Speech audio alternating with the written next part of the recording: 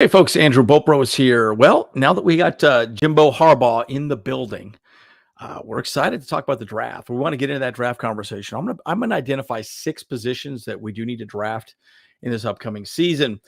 So, and again, we also have Joe Ortiz who's in the building, so we can start speculating a little bit about what they're going to want to draft, what we need, what positions need to be filled. I'm going to talk about existing positions, and I'm going to talk about who I definitely think we're going to draft in this draft. So, guys, a lot to discuss on this one. Let's get in. Bull Bros. Okay, folks, as always, like and subscribe if you do enjoy the content. I'm Andrew Bull Bros.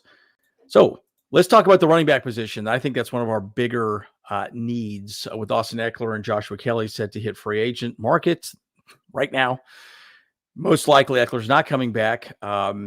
Isaiah Spiller's been pretty much the primary backup at this point right now. Then we got, Elijah Dotson, as you can see here. We've had a lackluster rushing offense, as you know. So that's going to be a big conversation. Obviously, there's some discussions around Saquon Barkley potentially coming to the Chargers and other names. But again, it's going to be part of the draft process moving forward this upcoming season. So it remains to see if we just draft somebody or get someone in free agency. We shall see.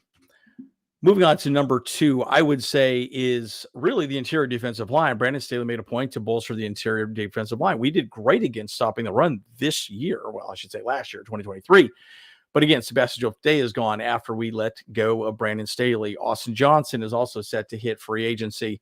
Right now, that leaves Morgan Fox, as you see here, Tito Obonia, and Scott Matlock, who was a rookie last season, right? So it'll be very interesting to see how that plays out as well. We do have Nick Williams. Nick Williams did a very good job as well. And again, a few people from our practice squad.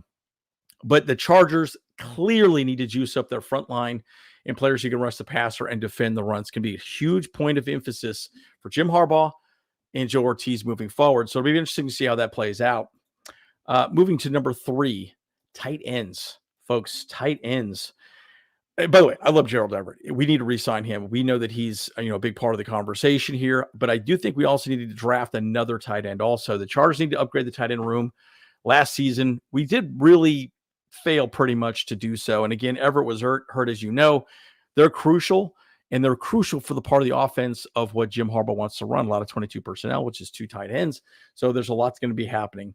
And again, they did get contributions from Gerald Everett. And by the way, he is such a Harbaugh guy. He's physical. He's tough. He wants to play hard-nosed football. That's Gerald Everett. So I do think that he most likely will be re-signed, but we shall see. And we didn't have any impactful blockers on the tight end game. Again, guys, are we talking Brock Bowers? Might be the guy. Number 5. We'll see how that plays out as well, too. We blocked very badly on the offense and tight end group. It was just not good. Again, we'll see how that's going. So basically we have Donald Parham and Stone Smart, both tight ends on the roster currently. Both of them are not great blockers, but good in the offensive part of the game. So we shall see. But we do need a bona fide number 1 tight end moving forward, especially in the offense that Jim Harbaugh wants to run, in this upcoming season. Moving on, corners. So the cornerback or the secondary room, the Chargers finished with the 3rd worst passing defense during the regular season. And just to give you an example, guys, we were the 4th, I think 5th in 2022, and we were horrible at stopping the run. So for some reason, we stopped the run last year, 2023, could not stop the run in 2022. Now we just completely flipped, couldn't stop the pass, but we stopped the run. Horrible, right? And it just goes to show you where Brandon Staley's defense really did not work. And again, Asante Samuel, as I'm showing right now, he was moved into slot. He was on the edge. Again, he was all over the map. And it just, I think, confused the secondary overall. That will not happen moving forward with Jesse Minter and Jim Harbaugh. But again, some issues were attributed to Staley's scheme. We all know the pattern match zone defense did not work with this team moving forward. Michael Davis was up and down the entire time. He's a free agent, most likely will not sign with the Chargers again. But Asante Samuel Jr., as you see, made plays in coverage and struggled as a run defender. His size is a problem, especially under the defensive schemes that I think Jesse Minter wants to run with the Chargers. As far as safeties, Derwin James is far from player used to be seeing. Again, he was all over the map, ran too many different positions with the Chargers last season. I think it really confused the defense as a whole, and I think it really spread him a little too thin, so he had a hard time being successful in his safety role. Again, Alohi Gilman was consistent, but he will be a free agent. I do believe we'll re-sign Alohi Gilman. JT Woods, bit of a up and down person. We do not even know the situation with him moving forward. So we shall see. So secondary definitely needs to be improved. The other is a center.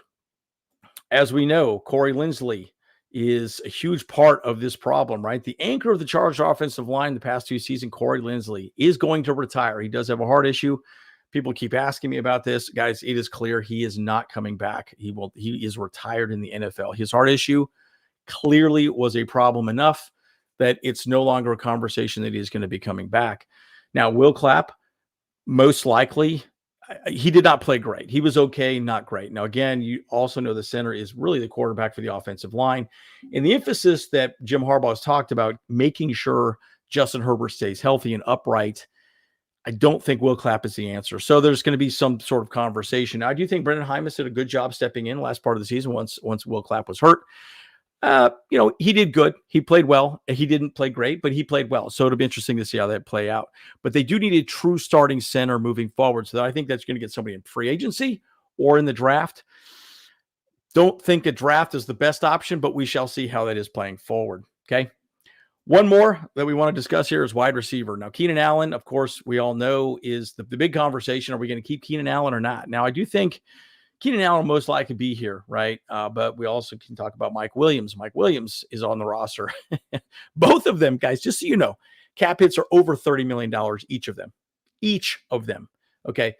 So I don't think we can keep both. I think if anything, we'll probably keep Keenan Allen and try and trade away Mike Williams or just release him. We'll see how that plays out. The Chargers are over the cap. We have to figure it out. They need to clear space soon. Now, even if Allen is brought back, which I do think he will be brought back for sure, they'll probably just renegotiate his contract, somehow figure it out moving forward. Josh Palmer has shown he's been a great wide receiver. We all know that. And then Quentin Johnson, who struggled his rookie season.